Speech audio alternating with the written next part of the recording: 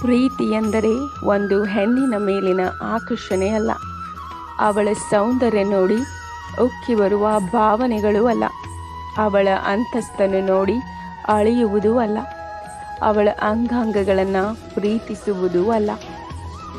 ಎಂತಹುದೇ ಕಷ್ಟವೇ ಇರಲಿ ಸುಖವೇ ಇರಲಿ, ನಂಬಿದವಳನ್ನು ಅವಳ ಸೌಂದರ್ಯ ಮಾಸಿದರು, ಹಣ ಕರಗಿದರು, ವಯಸ್ಸು ಏರಿದಾಗಲೂ ಅವಳನ್ನು ಕಣ್ಣರೆಪ್ಪೆಯಂತೆ ಕಾಪಾಡಿಕೊಳ್ಳುವುದೇ ನಿಜವಾದ ಪ್ರೀತಿ.